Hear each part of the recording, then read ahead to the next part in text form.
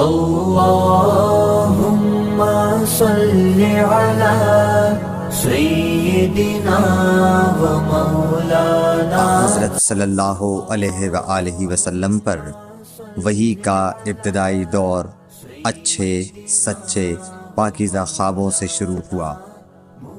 آپ خواب میں جو کچھ دیکھتے وہ صبح کی روشنی کی طرح صحیح اور سچا ثابت ہوتا۔ پھر من جانب قدرت آپ تنہائی پسند ہو گئے اور آپ نے غار حرا میں خلوت نشینی اختیار فرمائی اور کئی دن اور رات وہاں مسلسل عبادت اور یاد الہی و ذکر میں مشغول رہنے لگے۔ جب تک گھر آنے کو دل نہ چاہتا توشہ ہمراہ لیے ہوئے وہاں رہتے۔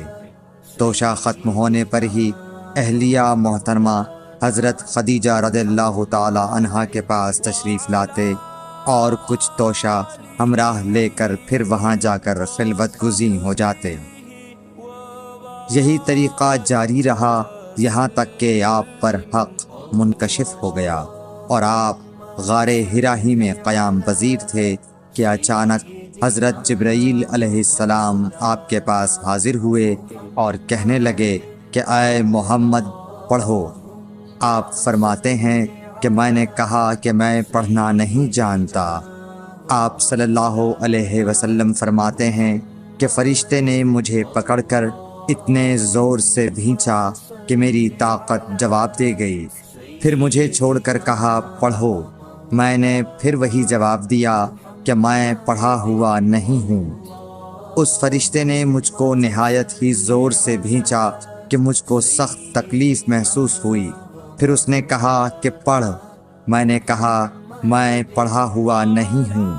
فرشتے نے تیسری بار مجھ کو پکڑا اور تیسری مرتبہ پھر مجھ کو بھینچا، پھر مجھے چھوڑ دیا اور کہنے لگا کہ پڑھو اپنے رب کے نام کی مدد سے جس نے پیدا کیا اور انسان کو خون کی پھٹکی سے بنایا۔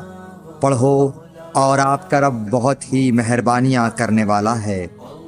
بس یہی آیتیں آپ حضرت جبرائیل علیہ السلام سے سن کر اس حال میں غار حرا سے واپس ہوئے کہ آپ کا دل اس انوکھے واقعے سے کانپ رہا تھا۔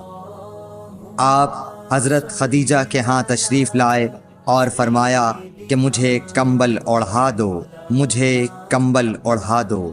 لوگوں نے آپ کو کمبل اوڑھا دیا۔ جب آپ کا ڈر جاتا رہا تو آپ نے اپنی زوجہ محترمہ حضرت خدیجہ رضی اللہ تعالی عنہا کو تفصیل کے ساتھ یہ واقعہ سنایا اور فرمانے لگے کہ مجھ کو اب اپنی جان کا خوف ہو گیا ہے۔ آپ کی اہلیہ محترمہ حضرت خدیجہ رضی اللہ تعالی عنہا نے آپ کی ڈھارس بندھائی اور کہا کہ آپ کا خیال صحیح نہیں ہے۔ اللہ کی قسم آپ کو اللہ کبھی رسوا نہیں کرے گا۔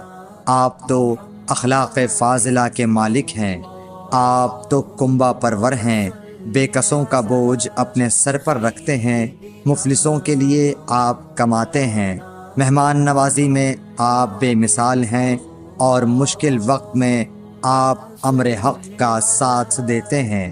ایسے اوصاف حسنہ والا انسان یوں بے وقت ذلت و خواری کی موت نہیں پا سکتا۔ پھر مزید تسلی کے لیے حضرت خدیجہ رضی اللہ تعالی عنہا آپ کو ورقہ بن نوفل کے پاس لے گئیں جو ان کے چچا زاد بھائی تھے اور زمانہ جاہلیت میں نصرانی مذہب اختیار کر چکے تھے اور عبرانی زبان کے کاتب تھے۔ چنانچہ انجیل کو بھی حسب منشائے خداوندی عبرانی زبان میں لکھا کرتے تھے۔ انجیل سریانی زبان میں نازل ہوئی تھی، پھر اس کا ترجمہ عبرانی زبان میں ہوا۔ ورقہ اسی کو لکھتے تھے۔ وہ بہت بوڑھے ہو گئے تھے، یہاں تک کہ ان کی بینائی بھی رخصت ہو چکی تھی۔ حضرت خدیجہ رضی اللہ تعالی عنہا نے ان کے سامنے آپ کے حالات بیان کیے اور کہا کہ اے چچا زاد بھائی، اپنے بھتیجے محمد صلی اللہ علیہ وسلم کی زبانی ذرا ان کی کیفیت سن لیجئے۔ وہ بولے کہ بھتیجے، آپ نے جو کچھ دیکھا ہے اس کی تفصیل سناؤ۔ چنانچہ آپ صلی اللہ علیہ وآلہ وسلم نے از اول تا آخر پورا واقعہ سنایا، جسے سن کر ورقہ بے اختیار ہو کر بول اٹھے کہ یہ تو وہی ناموس معزز رازدان فرشتہ ہے جسے اللہ نے حضرت موسیٰ علیہ السلام پر وحی دے کر بھیجا تھا۔ کاش میں آپ کے اس عہد نبوت کے شروع ہونے پر جواں عمر ہوتا، کاش میں اس وقت تک زندہ رہتا جب کہ آپ کی قوم آپ کو اس شہر سے نکال دے گی۔ رسول کریم صلی اللہ علیہ وآلہ وسلم نے یہ سن کر تعجب سے پوچھا کہ کیا وہ لوگ مجھ کو نکال دیں گے، حالانکہ میں تو ان میں صادق و امین و مقبول ہوں۔ ورقہ بولا، ہاں یہ سب کچھ سچ ہے، مگر جو شخص بھی آپ کی طرح امر حق لے کر آیا لوگ اس کے دشمن ہی ہو گئے ہیں۔ اگر مجھے آپ کی نبوت کا وہ زمانہ مل جائے تو میں آپ کی پوری مدد کروں گا، مگر ورقہ کچھ دنوں کے بعد انتقال کر گئے، پھر کچھ عرصے تک وحی کی آمد موقوف رہی۔ صحیح بخاری حدیث نمبر 3۔